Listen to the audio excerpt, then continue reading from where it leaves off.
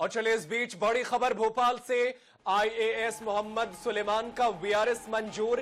13 मार्च से होंगे स्वैच्छिक सेवानिवृत्त। निजी सेक्टर में जाने की अटकलें तेज। तो ये बड़ी खबर आप तक पहुंचा रहे हैं भोपाल से। इस वक्त की बड़ी खबर, निजी सेक्टर में उनको जाने को लेकर के अटकलें तेज हो गई हैं। ये बड़ी खबर इस वक्त की आप तक पहुंचा रहे हैं। आईएएस मोहम्मद सुलेमान का वीआरएस मंजूर कर लिया गया है। 13 मार्च से होंगे स्वैच्छिक सेवानिवृत्त। निजी सेक्टर में उनके जाने को लेकर के अटकलें तेज है। तो इस वक्त की ये बड़ी खबर आप तक पहुंचा रहे हैं। आईएएस मोहम्मद सुलेमान को लेकर ये बड़ी खबर निकलकर सामने आ रही है।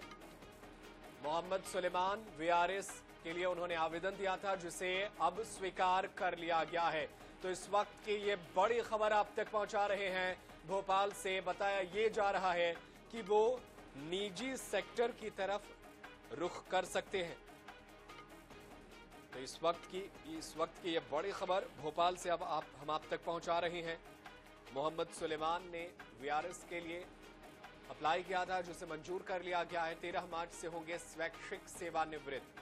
निजी सेक्टर में जाने की अटकलें तेज है। और चलिए ज्यादा जानकारी के लिए हम अपने सहयोगी का रुख कर लेते हैं। हमारे साथ ब्यूरो प्रमुख अनुराग मालवीय हमारे सहयोगी फोन लाइन पर मौजूद हैं। अनुराग, क्या कुछ जानकारी निकलकर सामने आ रही है? आखिर निजी सेक्टर में जो जाने की अटकलें लग रही है, तो किधर जा सकते हैं? क्या कुछ जानकारी निकली? देखिए, अगर हम बात करें इस पूरे मामले में, जिस तरह से उन्होंने वीआरएस लिया है, तो उसमें सबसे महत्वपूर्ण बात यह है कि निजी सेक्टर के साथ साथ जिस तरह का उनका कार्यकाल रहा है, उसमें निश्चित रूप से कहीं ना कहीं सबसे बड़ी बात यह है कि निश्चित रूप से डॉक्टर मोहम्मद सुलेमान की बात करते हैं तो कहीं ना कहीं उस तरीके के वो रहे हैं कि जिनको मैनेजमेंट के संदर्भ में बहुत वो माना जाता है। एज ए ब्यूरोक्रेट तो वो रहे ही है, लेकिन हेल्थ सेक्टर में काफी ज्यादा जिस तरह का उनका एडमिनिस्ट्रेशन रहा है, तो हो सकता है कि वो इस तरह से कहीं आगे बढ़ने की कोशिश करें। इसके अलावा उनका एक और जो लगातार चर्चाओं में वो कहते आए हैं कि वो विदेश में भी कहीं बच सकते हैं, विदेश में भी कुछ वो चाहते हैं करना, जो उन्होंने कई बार अपनी इच्छा बताई है चर्चाओं में भी। तो वो भी एक संभावना है, लेकिन फिलहाल मध्य प्रदेश के एक बहुत सीनियर अगर हम बात करें जो अधिकारी हैं, उन्होंने वीआरएस ले लिया है। जी अनुराग, ऐसे में देखा जाता है कि अक्सर जो आईएएस अधिकारी होते हैं वो जब वीआरएस लेते हैं तो वो चुनाव लड़ते हैं, सरकार में अक्सर शामिल हो जाते हैं। यूपी से लेकर के कई राज्यों में इसके उदाहरण मौजूद हैं। ये निजी सेक्टर में जाने के रिस्क क्यों ले रहे हैं? देखिए, ये अपनी अपनी चॉइस होती है। खासतौर पे इनका जो लाइफ स्टाइल रहा है वो थोड़ा सा कॉर्पोरेट कल्चर वाला रहा है, और यही कहीं ना कहीं बहुत महत्वपूर्ण हो जाता है उस लिहाज से।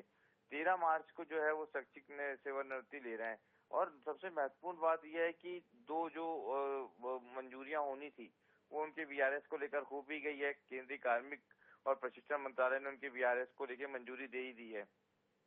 और उनका कार्यकाल भी अगर आप देखें तो कहीं ना कहीं एक कांग्रेस से उनका एक बड़ा कनेक्शन रहा है।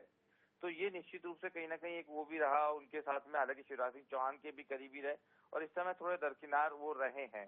तो अभी फिलहाल वो जो है पीएचडी करने की तैयारी में, ये भी कहा जा रहा है। तो ये तमाम चीजें बता रही हैं कि अब वो अपने जीवन को एक अलग लाइफ स्टाइल से, यानी कि सरकार से थोड़ा सा दूर होके गवर्नमेंट का जो एक इंटरनल मैटर्स और इश्यूज और प्रेशर होता है, उससे कहीं ना कहीं दूरियां बनाना चाहते होंगे, और यही कारण वीआरएस का रहा हो।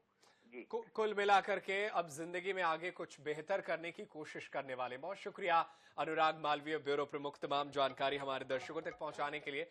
अब देखना होगा कि आगे मोहम्मद सुलेमान किस क्षेत्र में आजमाएंगे करियर को। बहुत शुक्रिया तमाम जानकारी के लिए अनुराग।